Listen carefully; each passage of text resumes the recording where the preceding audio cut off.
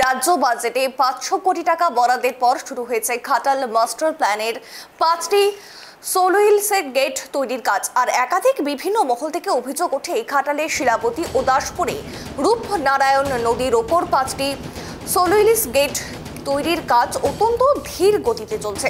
আর সেই 5টি solo hills gate তৈরির কাজ পরিদর্শন করলে রাজ্যের জল সম্পদ ও উন্নয়ন দপ্তরের মন্ত্রী মানস রঞ্জন ভূঁইয়া। কাজের গতি বাড়াতে হবে সেচ দপ্তরের আধিকারিক সহ প্রশাসন আধিকারিকদের মৃদু ধমকও দেন মন্ত্রী।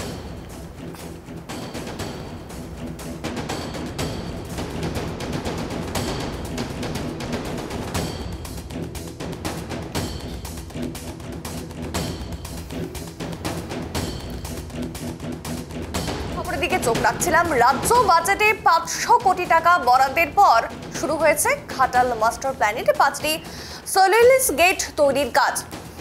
আর একাধিকবার বিভিন্ন মহল থেকে অভিযোগ ওঠে ঘাটালে শিলাবতী ও দাসপুরে রূপনারায়ণপুর নদীর ওপর 5টি সোলো হিলস গেট তৈরির কাজ অত্যন্ত ধীর গতিতে অর্থাৎ চলছে। আর সেই 5টি সোলো হিলস গেট তৈরির কাজ পরিদর্শন করলেন রাজ্যের জল দপ্তর জল সম্পদ উন্নয়ন দপ্তরের মন্ত্রী মানস রঞ্জন ভূঁইয়া।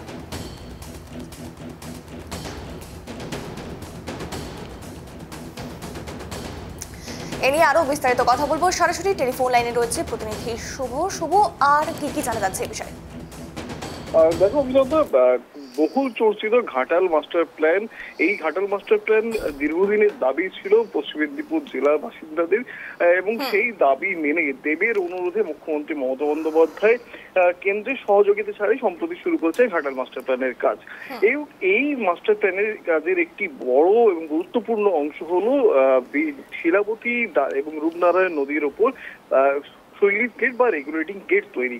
কিন্তু যেটা বারেবার একাধিক মহল থেকে প্রশ্ন উঠে আসছিল, এমনকি জনপ্রতিনিধিরা অভিযোগ করছিলেন সামনেই বর্ষা, কিন্তু যে গতিতে এই গেট তৈরির কাজ চলছে তাতে জলে নদীতে জলস্ফীতি হলেই যে কোনো মুহূর্তে প্লাবিত হতে পারে গোটা মহকুমা।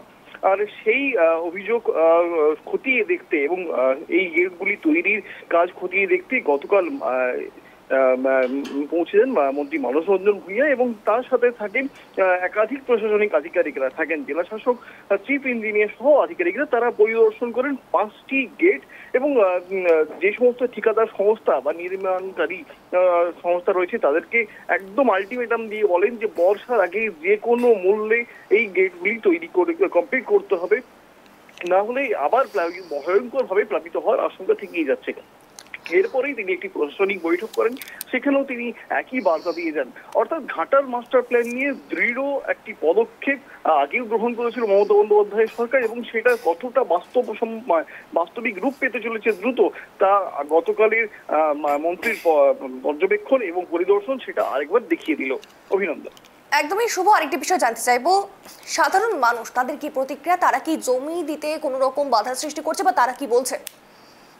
একেবারেই দেখো, এই জমি জট নিয়ে দীর্ঘদিন ধরেই আটকে রয়েছিল ঘাটাল মাস্টার প্ল্যানের কাজ।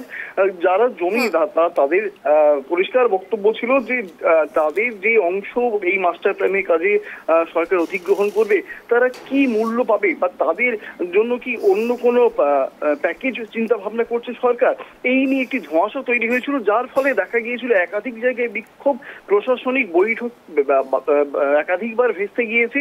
অনেক জমিদাতারা তারা প্রাথমিক সম্মতি করতে সই পর্যন্ত করতে রাজি হননি, কিন্তু গতকাল মন্ত্রী পরিদর্শনের স্থল থেকে জানালেন উপযুক্ত মূল্য দেওয়া হবে যে সমস্ত জমিদাতারা এই ঘাটাল মাস্টার প্ল্যানের জমি দেবেন। তারপরেও ঘাটাল বাজারকে নিয়ে এখনো জমিজট রয়েই যাচ্ছে।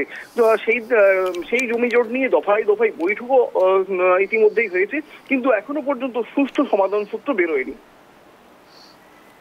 একদমই, অসংখ্য ধন্যবাদ শুভ সঙ্গে থাকার জন্য।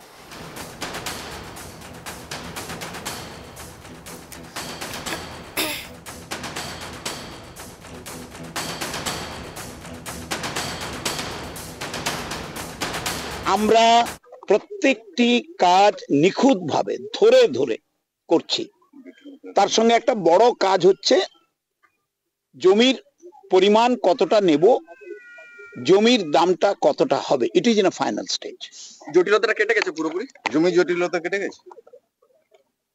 পৃথিবীতে শ্রীকৃষ্ণকে যখন অর্জুন জিজ্ঞেস করেন যে সখা কি করব, এ তো আমি ভয়ঙ্কর আবর্তে বসে আছি তোমার পদতল। তখন শ্রীকৃষ্ণ হেসে বলেছিলেন, জীবনে অনেক কিছু সমস্যা থাকবে, কিন্তু এগোতে হবে।